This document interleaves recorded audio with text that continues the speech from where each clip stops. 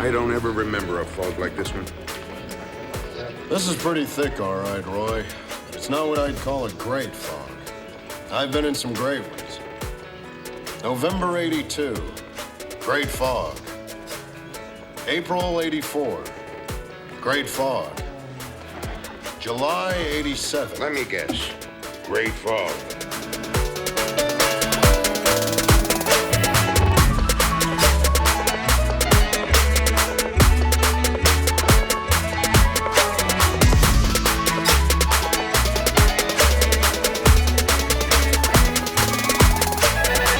Welcome back to Wings Nuts, the podcast that is strong enough for a man but pH balanced for a woman. I'm Jarred, and I'm here with Emerson. Emerson, how are you doing today? I'm good. How are you doing, Jarred? I'm doing great. I'm loving spooky season. How about you? I did rewatch A Nightmare on Elm Street recently, and that was great and confusing. Yeah, I did a full Halloween series rewatch and just started a Nightmare on Elm Street rewatch, actually. We can start things off today by diving into some articles that are period specific. That sounds great. Yeah, and today we have a special episode where we actually ran up into a two-part episode of Wings, Return to Nantucket Parts 1 and 2. So we're just going to talk the whole thing through. The air dates for these were May 3rd and May 10th.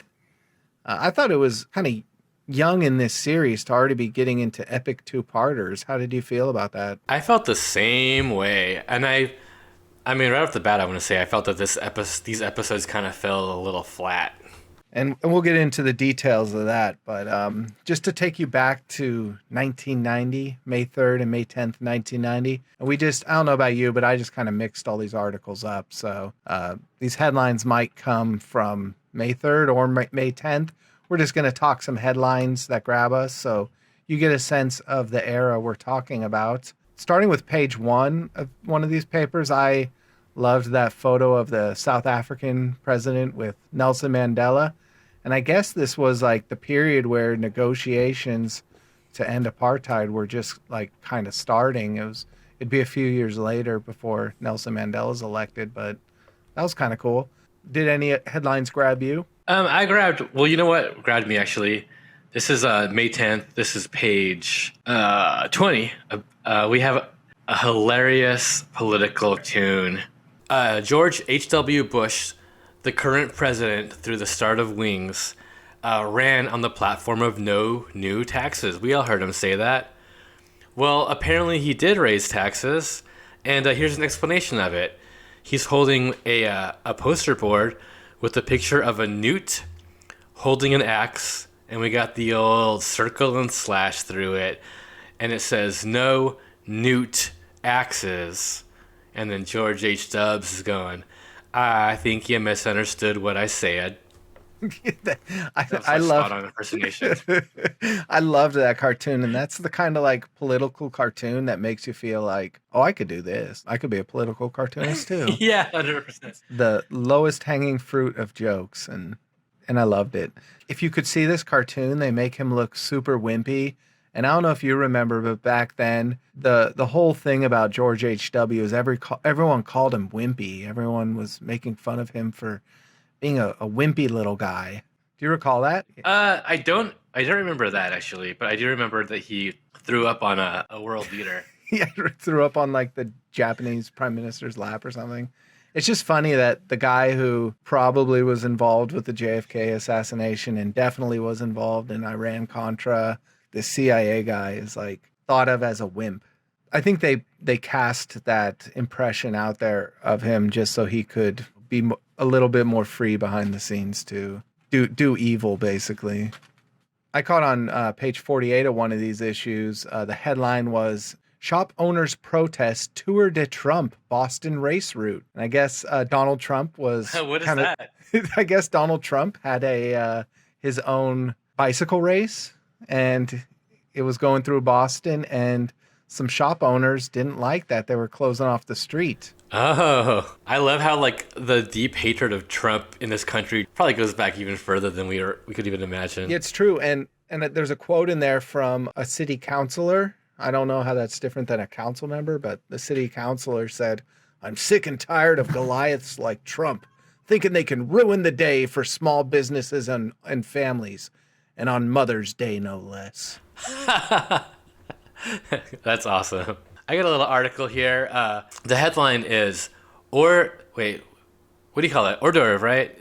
So this is like, I think like a play on that, like hors de combat from a tortilla chip. The old saw about chewing your food thoroughly before swallowing certainly applies to sharp corner tortilla chips.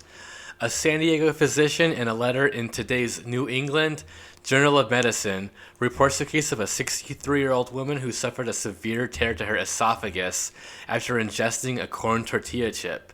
It was nearly 2 weeks before she could swallow solid food painlessly again. The patient wore dentures, which can reduce the palate's sensitivity to food and are one of the most common reasons for food becoming lodged in the intestinal tract, wrote Dr. George Longstreth. Sorry if I give that an amusing tone, because that is awful. That poor woman. In the end there, they finally get around to the dentures, but that's clearly the fault of the dentures and not the chip itself. You've had 63 years to learn to chew, and I don't know how many years to learn how to navigate life with dentures. How about some personal responsibility? I think it's on her and not the chip itself. It's also funny to me, a newspaper reporting on a letter that was sent into the New England Journal of Medicine. It's like that old, I forget what TV show it was, but they had a newscaster at 4:00 in the morning just reading the newspaper. I'm just glad they didn't change the design of chips after that. I'm responsible. Give me my corners on my tortilla chips. Well, they do have round chips. That's true. This lady should be buying those. What are those called? Tostitos rounds? Yeah. Although the problem with those is that if they break in half, they become sharp again. Oh, shit. The flaw in this. Okay, get her a bugle then. Can she do bugles? Is she safe then? She could probably do a bugle, yeah. You got any other headlines? I just am constantly struck with how nothing is new, and so much of these headlines just illustrate that in 1990 we were dealing with a lot of the same things we deal with today. They're talking about taxes. One headline related to, it says, economic reports revive inflation fears. So we're talking inflation. I caught a headline, water rationing proposed in LA. So between Donald Trump, a drought in California, inflation fears. Oh, and did you see the photo of Whoopi Goldberg and Robin Williams at Capitol Hill trying to push for new action on homelessness? Yeah, I thought that was kind of cool. I didn't actually read the article, but I thought it was cool seeing that being reported. It's great, but it's also damn, these are some of the top issues today. So it's nothing has improved since 1990. If anything, things have gotten a little worse. Yeah.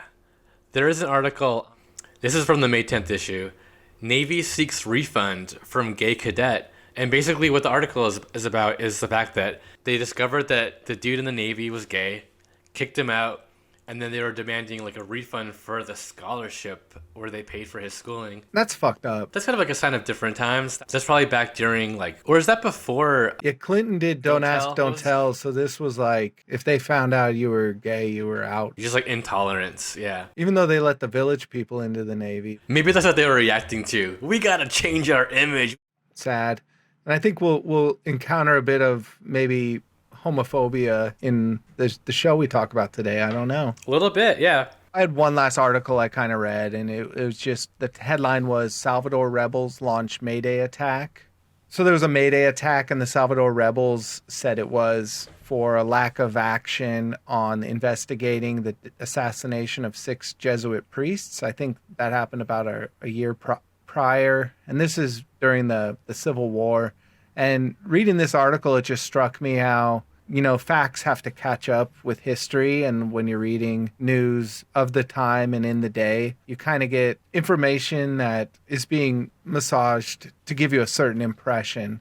So at this point, Congress was saying, oh, we need answers on this. El Salvador needs to investigate. But of course, now, decades later, we know that the CIA was heavily involved and actually trained the assassins. So it's we were the bad guys all along. But if you're just in the present day, May 3rd, 1990, reading the newspaper, you would kind of think from the tone and the information they present that we are kind of unbiased, just observers. Understood, for sure. Anything else from these papers that struck you? No, that's pretty much all I grabbed. Thought those would kind of capture what we were experiencing as in America.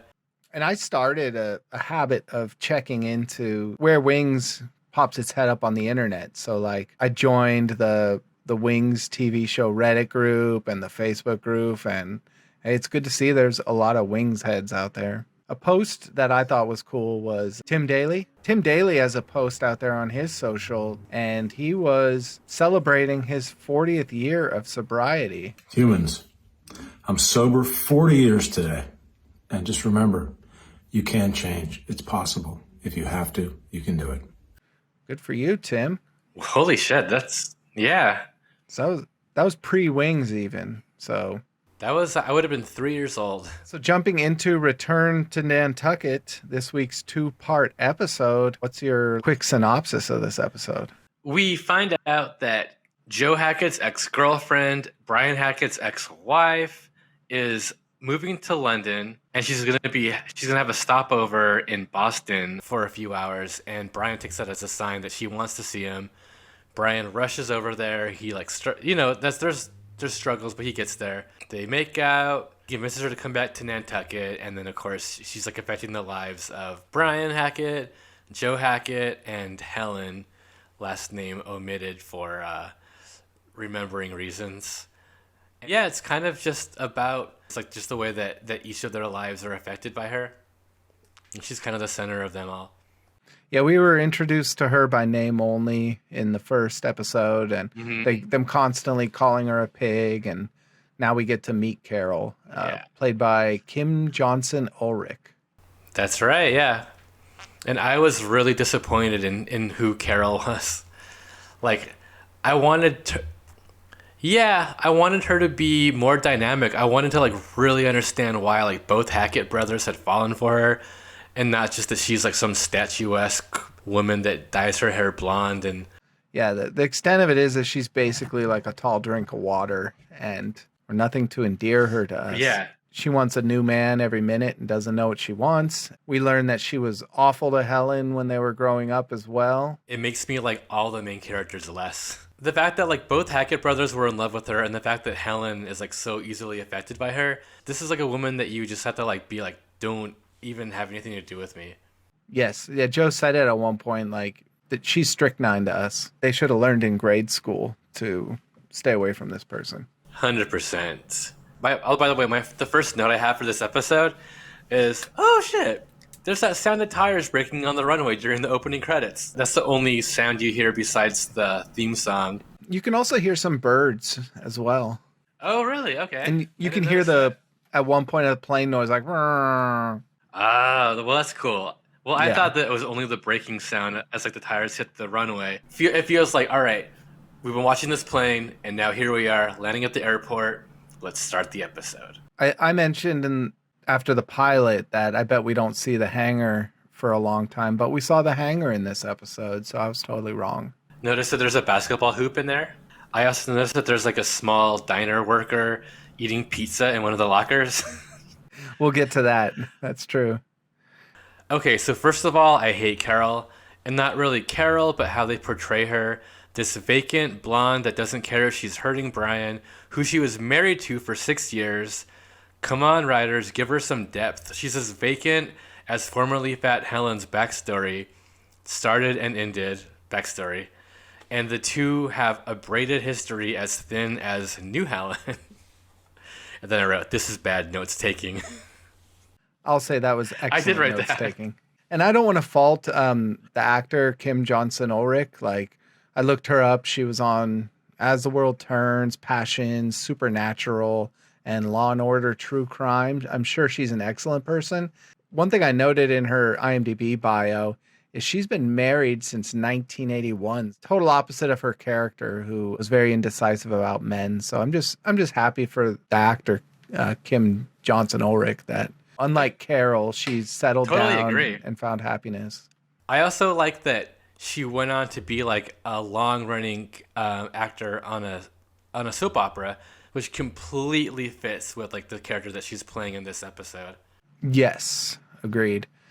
And that showed Passions, the soap opera that she was on, where she did 738 episodes as Ivy Winthrop, later Ivy Winthrop Crane. Oh, Crane. Who did she marry a cousin of one Fraser Crane? Oh, maybe. Oh, did we also mention that Kim Johnston Ulrich's husband is like a successful TV producer? Oh, I didn't know that. Do you know what he produces? Yeah, his name is Robert J. Ulrich, and he produced such TV shows as Wings, Passions. Just kidding. Oh, I guess he's a casting agent. All right, yeah, that's awesome. So he was a casting agent, but he's got like I think if I his IMDb page, we're gonna see like Harry Dean Stanton IMDb pages where it's just like hundreds and hundreds of credits. Yes. Yeah, and like a lot of these, like I saw that with Kim I almost said Kim Jong Un, but Kim Johnson Ulrich. I saw that on her page, on Brian Clark's page. Johnston Ulrich? I think the writers on this show, I hate to say it, but I think there's some bias and some sexism. Now seeing Carol and just Helen, we get so many more used to be fat jokes in this one. It was probably the worst that I've seen in this show so far. I'm thinking about it, and we have some older writers on this show. I bet they just missed the days when they could just write straight up fat jokes. But now that people are becoming sensitive to that, so they have to still get the fat jokes in, but make it where, oh, but she used to be fat. Yeah, come on. Carol really pushes Helen's buttons and causes her anxiety. So Helen starts reverting to, over the top binge eating to cope with the stress. And we learn that was that stress eating is what caused her to be a large person to begin with. And they take it to, comically ridiculous levels. Whenever she's around Carol, she just wants to, stuff her face. I mean, I do think that Helen is also doing the most work in this episode. Even though, I don't like what they're doing to the character, I do think that she's doing the most work, and she's really got some really funny moments. Agree, and there's good physicality throughout this episode and physical comedy, like the fight between her and Carol. It was fun. It was funny. Yeah, and like you said, cramming her in a locker eating pizza, that reveal was funny. She's like, I bet you never suspected that there was a woman eating pizza in the locker. And just she delivers it so funnily. Oh yeah, she says such a funny way. Pizza, because she's a little drunk at that point too. So she says, yes. She goes like, pizza. Oh, I saw you two pawing each other. I bet you never guessed there would be someone sitting in those lockers eating pizza. I liked that we were introduced to the Carol storyline through Brian's buddy Brian. No, yeah, I wrote it down. Danny McCoy, I believe. And he comes in. He's sits down at the diner, and he goes like, "What's the name of the fat old loser that used to work here?" and Helen goes, "Daddy." That made me laugh. And then he's hitting on her and striking out. And she got to really come back at him and shut him down in a way that, I wish she obviously can't do with, say, Brian, because the characters are supposed to have some affinity for each other. But yeah, he's hitting on her hard, and she's able to just kind of shut him down. Yeah, she uses that line. I thought we were going to grow old together. You grew old real fast, or something like that. That character, Danny McCoy, he's in that one scene. He's played by William Bumler, and he's had some stretches on shows like Guiding Light and 24. Okay, cool. They portray him as a kind of a flyboy colleague of Brian's. They bro down a little bit. Yeah. We get to hear Brian say he's still flying, still lying, and then he immediately lies, and then later in the episode he flies. So in that instance, he was telling the truth. Danny has the line. He goes "Oh, I ran into Carol," and then Helen goes, "Hope you ruined your car," which I thought was a really funny line. Yeah. What was this conversation like between him and Carol? Because he had so much freaking information. He's like, "Oh, she's moving to London. I think she said she's leaving on the 24th." He knew everything. No, they fucked. Dude, I think you're totally right. Because he made a point of saying "Oh, she's not with that guy she left you for." You're right. They totally did fuck. You know what? I didn't have that theory until right now, but that's probably very true. No, it is. I said that. I said that jokingly, but actually, it might be totally true. But so Lowell has a real weird arc in these episodes. It's kind of a funny intro that he's standing on his hand and stuff. I think the funniest part for him is when he thinks that the man upstairs is God and that his name is Frank, and they go like, "Oh yeah, oh God," and he goes, "Don't be so formal. Call him Frank." Faye was referring to the air traffic control person, and he thought she was talking about God. In part two, that he just keeps on thinking that people are trans or experiencing brotherly love to an extent like that took a real weird turn for me. It was super weird. First, he thinks Roy is trans because Roy says he is tired of those woman things, like women overreacting and that kind of thing. And Lowell takes it as, Right. oh, he has woman things that he's tired of. In a way, I kind of like that Lowell is just open with this and he's not, he doesn't look down at Roy, assuming he's trans. He goes, oh, you're a fiery wench. Men love that. Yeah. Yeah. Well, what wasn't cool with me is like Roy's reaction. He jumps out of his chair and is like, whoa, whoa, whoa, whoa, whoa. You're crazy. Stop saying that. And I'm like, he was way overreacting. And this is either like Lowell's onto something and doth protest too much, or the show was just being super transphobic. We do find out that Lowell's married.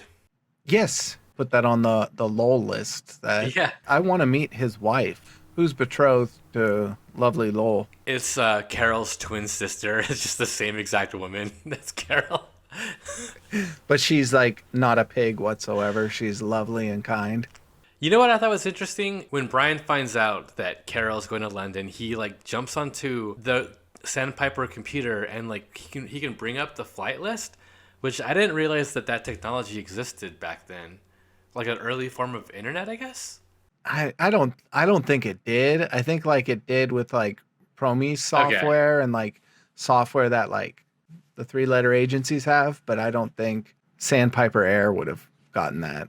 Okay. But who knows? It's like TV logic. Yeah. It was also funny to me that Faye could shut down Brian, even though like Brian I feel like would have like more access than she. I don't know, maybe not. He was entering Faye's kitchen though. That computer, that little station is Faye's domain. As it should be, as a woman. My favorite moment from that was just seeing Brian fly over the counter. Like he really did an impressive jump over the counter. That he did, yeah. Just some of the physical movement and blocking and physicality in this episode. I was having fun with that aspect of it. Agreed. Yeah, I thought that there was like some really funny moments between, like a lot of funny physical moments between everybody. Can we get back to Lowell for a second though? Because there's something else you alluded to. Yeah, let's do it. Brian and Joe, they get like super stoked in a moment. I forget what it was relating to, but they're really excited and they like give each other a little brotherly kiss, like in a moment of elation. Lowell clocks this and he jumps to the assumption that they are together. And this runs throughout the episode where later Lowell encourages Joe to try and date Roy before he gives up on the fairer sex. He thinks that not only are Brian and Joe in a homosexual relationship, but they're in a incestuous homosexual relationship. Yeah. But I gotta it's pretty strange. It's very strange, but I try to like turn my brain to the to a channel which says Lowell is always right, and he has like some psychic wisdom to him, and I'm like, is that like could that be like thematically true for this show? Because thinking about Joe and Brian, there were 2 times in this episode, for instance, where Brian is surprised by Joe standing directly behind him. And you have these 2 brothers who are in the same career. They are in, I would say, 2 love triangles because they clearly had this 3-way romance, not concurrently, but they share a love for Carol. And they kind of have this will they, won't they dynamic with Helen.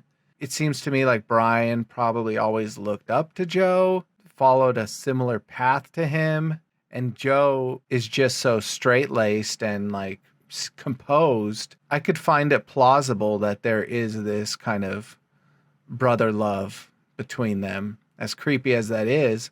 Well, before the writers pursue that storyline, I hope that they consider the fairer sex. Roy, for example. That's a pretty crazy theory, dude. I don't think it is in the text, and I don't expect it to be, but like subtextually, I'm wondering what was going on with the writers and the actors, and if Lowell is perhaps onto something there, that there's an unrequited romantic love between Joe and Brian. I'm certain there's some slash fic out there of people writing their own. Back then, it would have been like a 17-page zine, like folded in half and stapled in the center. Oh yeah, They would like send to like their 37 readers. I was fascinated by all of Brian's ties in these episodes. I think that one of his ties in part 1 was like an array of sodas, like soda bottles. Did you notice that? For some reason, I watched this episode twice, but for some reason I completely missed his ties this time.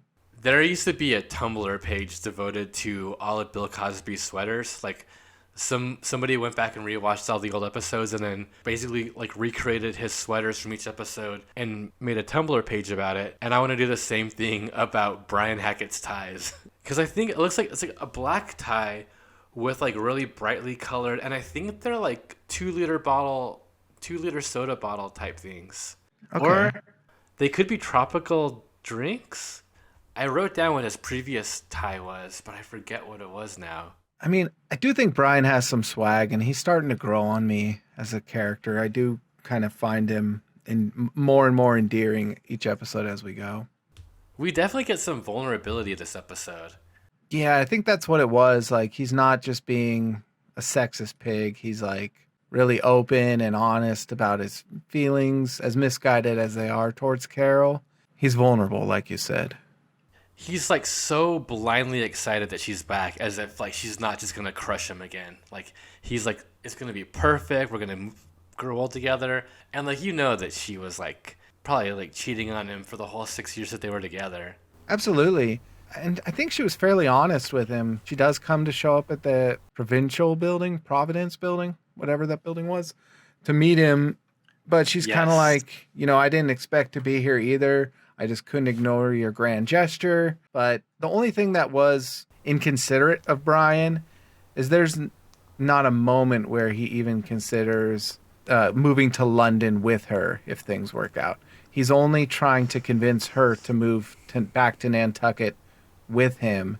No thought in the world that he just doesn't even ask, like, congratulations, what job did you get there? Like, she's on this trajectory, new job, new country, and he's more than happy to take her off that train without any consideration for where her career was taking her. And he's only been at Sandpiper Air now, a couple weeks? So it's like, why not go to London with her? That's a great point, dude. Yeah, I didn't think about that. And I also do that they did give her a little bit of humanity by having her show up there and say, like, she just couldn't stand the thought of like him up there alone waiting for her. And I was like, that's actually cool that they gave her like that one little glimpse, even though previously she had sent the hilarious taxi driver up there. One of my favorite scenes in these episodes. The taxi driver that delivers a message, his character name was Luther. Luther Talbot, remember me fondly. Luther Talbot, remember me fondly. Wait! You never even told me your name. Luther. Luther Talbot, remember me fondly. Luther wins the episode. Uh-huh. Yeah, he's played by Cy Richardson. I love this guy's resume. He was in so many good movies. Petey Wheatstraw, Repo Man, Sid and Nancy, Tapeheads, They Live, Mystery Train. God damn it, man.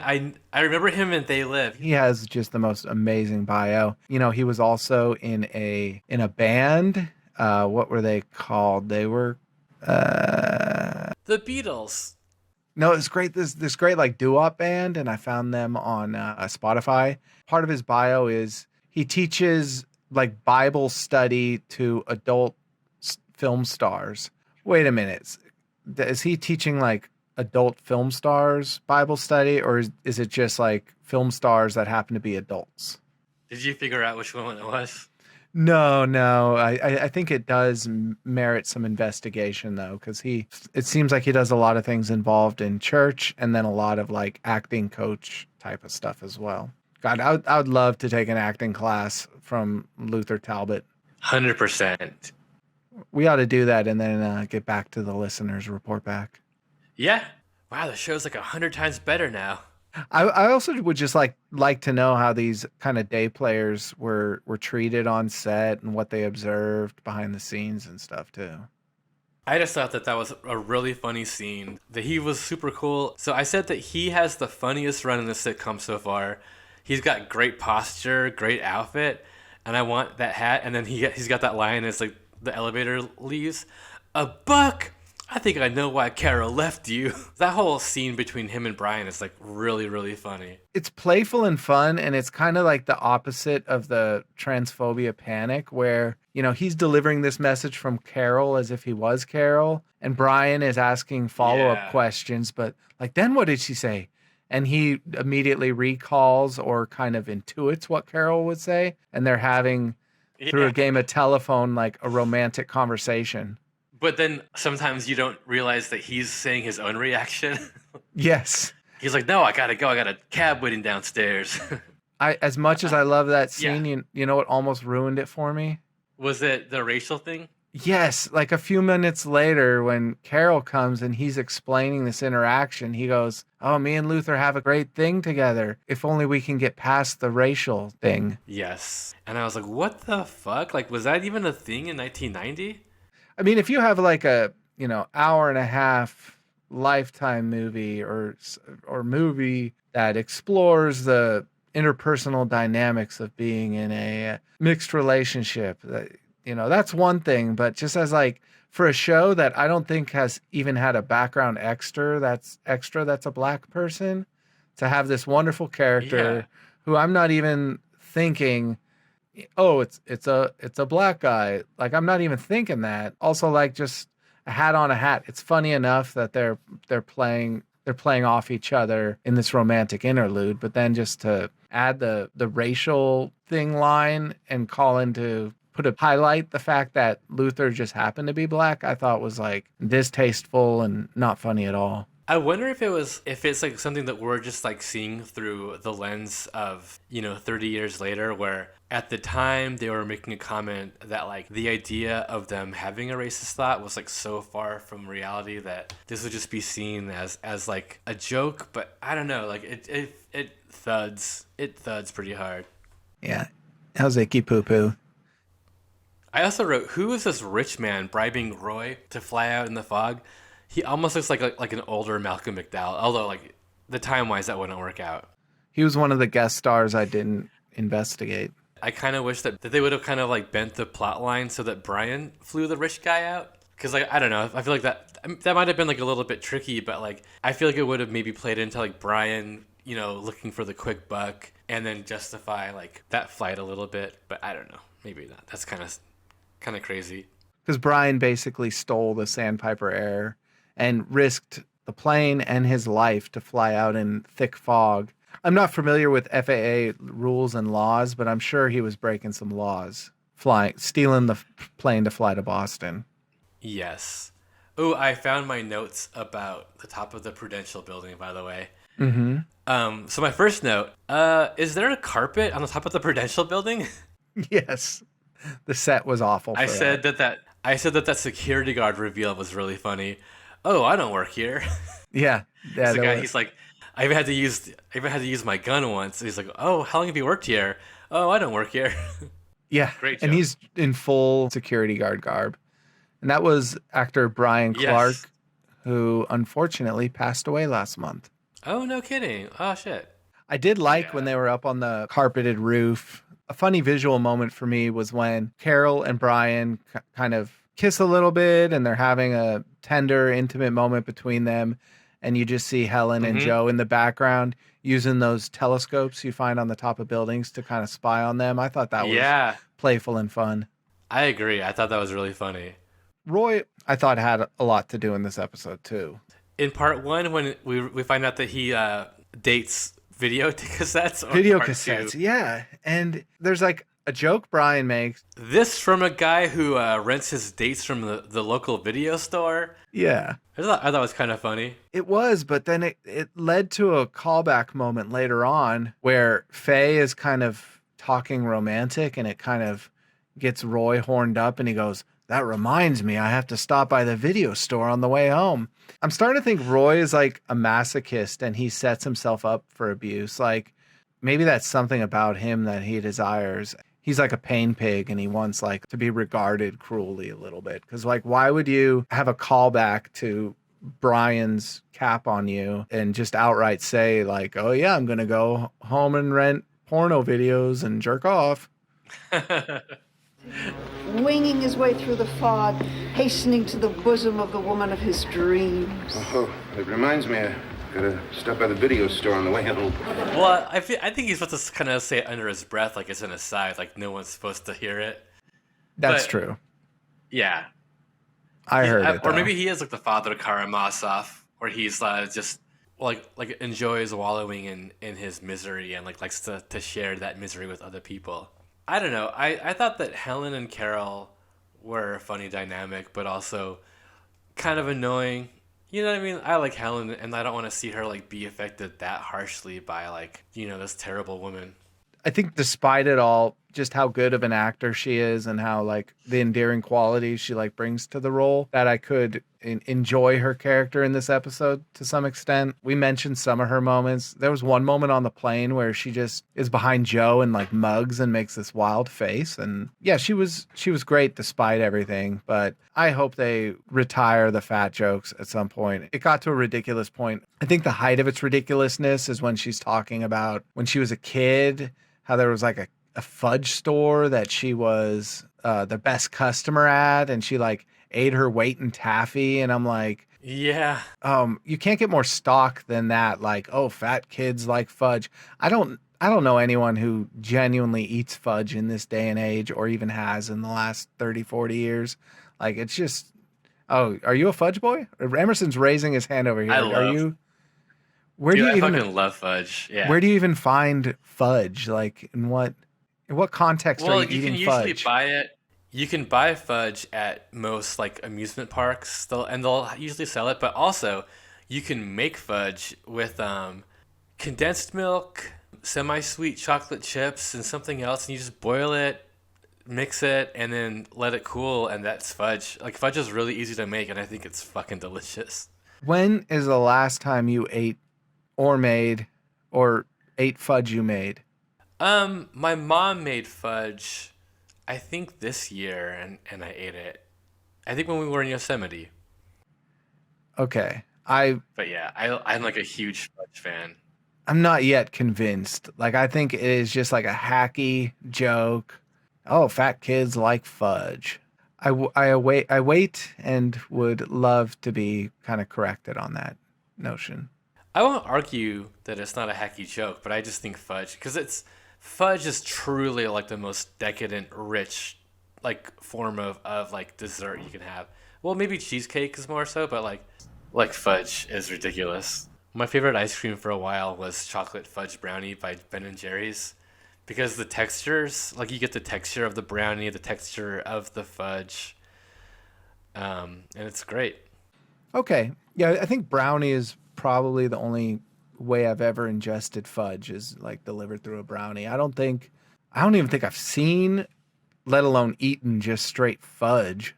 But I think we're running into one of my biases here.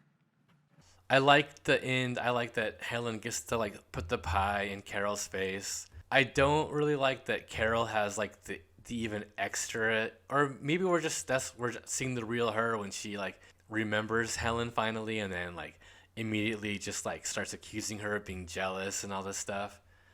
Yes, that precedes their big wrestling fight. I gotta say, a pie in the face, I think we're in the 21st century. We're ready for like apple pies, Marionberry pies, pumpkin pies. Whenever you see a pie in the face in movies or TV, it's just like the thinnest pound cake crust with just tons of whipped cream. That pie just doesn't exist. Like, we got to get some actors that are committed enough to take a real pie to the face. You want to see like a cherry or like an apple strudel pie that's like fresh out the oven, still bubbling at 212 degrees Fahrenheit. Yes. Yes. Third degree burns. There's got to be some texture and some weight to the pie. Enough is enough with these prop pies. Yeah. Come on. I don't know if we touched on this enough, but kind of what introduces Carol's exit from the show is that even though she's re-engaging with Brian and they're going to kind of rekindle their love, she makes a pass at Joe. What did you think about that? She like we didn't mention that at all. You're right. We totally glossed over it. Yeah, that's like crazy. And then Joe reciprocates. Yes. So they have a back and forth. And this was also good physical comedy because they have a number of like face sucking sessions and then they kind of pause to have sensible moments, a joke, and then they go back at it. And Helen overhears most of it too. She does. And this is like, because she's eating pizza in a locker. She's basically trying to hide her eating disorder from everybody. And so she's hiding in a locker in the hangar eating pizza, and she like sees it all happen through a crack in the door. Yes. And then later, that's when she gets to have that great line. I bet you never expected that there was someone eating pizza in a locker in the hangar. She delivers it so funny. Yeah, agreed. And they went there like, you know, Joe and Carol really, did get down a little bit. And what I did appreciate, and it was kind of a mature moment, is the show didn't drag of like Joe hemming and hawing of, should I tell Brian? Should I not tell Brian? He kind of had a pensive moment, and then he just decided to tell Brian and gets angry at Joe. But then, they come around and they go to confront Carol. And I liked that. It was some like mature writing. It gave them a lot of good character moments that didn't have to be funny. Before, like when Joe's trying to like confess to Brian, they do that thing where like Brian's just excitedly talking and won't listen to Joe. And I kind of fucking hate that. Like, yeah, I hate that whenever they do that in movies and TV shows where it's like, oh yeah, blah, blah, blah. And like, it's like, no, you listen to me. Oh no, blah, blah, blah, keep on talking. And it's like, people don't act like that in real life. And it's just like, oh, it's just a trope that like I've really, really grown tired of. Agreed. Yeah. To me, it's not funny. It's just annoying. Yes. Yeah. But that's kind of the episode. They break it off with Carol. At first they kind of are waiting for her to decide in the other room of which of the Hacketts she's going to choose. And they decide amongst themselves, like, they're going to break it off with her and not give her that. They finally realize that she's not good for either of them. Right. Which also leads to some last minute hemming and hawing from both of them where, yeah, like does he choose Joe at first? And he's like, other way around. I can't remember. She chooses Brian at first. Yeah. And then Joe's like, we agreed. And like he convinces him. And then Carol's like, well, how about you, Joe? And he's like slow to say no. Mm-hmm. And then they're doing like the little like sucking air in and being like, I don't know. Yeah. I thought that was a funny scene. Yeah. And Joe's line was, neither one of us has the prunes to break up with her. It has to be a team effort. Okay. And so that's where the prunes come in. Yeah, and because as he had said to Brian, we don't want to be a couple of melons on a fruit stand. He's got fruit on the mind. Yeah, he sure does. How many stripes would you give this episode? Like coupled together? Yeah, let's call it one episode. Or if you want to, heck, break it into 2 episodes. You know what? I will say that I thought part 1, maybe a 3, part 2, maybe a 2, and then together, You know what? I don't even know if maybe 2.5 as a pair, like if I'm averaging it out, because they both had great moments. They both had great jokes. Part 2 is where we get that kind of weird racial comment, and but part 2 has got a lot of physical comedy. But part 2 is also that's Lowell's weird run, right? Yes. Yeah. So I'm giving part 1. I mean, maybe I'll go part 1 2.5, part 2 2, and then just do 2.5 overall. Kind of just average it up a little. I respect that. And I agree with all your sentiments. I think there was a lot to like in both of these episodes and a lot of that icky, sticky, nasty stuff I don't like. I'm tempted to bump it up just for the Luther factor. But at the end of the day, I think I have to give it a 2 for some of the reasons you stated. We also forgot to mention that Lowell's got a fun run in part 1 about great fogs. Oh my! I did. That's on my Lowell list. Like on the Lowell list, he has an encyclopedic memory of great fogs. I'm gonna switch back to 3 There's 3 stripes for the first one, and 2 for the second, and give it the 2.5 average overall. Because part 1 has Luther. It's got the great fogs. It's got a lot of other like pretty fun moments. September 24th, 1969. Great fog. It had me wondering, like, what constitutes a great fog? Like a very dense, like, fog, or just like a fog he enjoyed for one reason or another. Yeah, who knows? Oh, lol. That was our Wings Nuts program for this week. We'll be back next week with the Wings episode.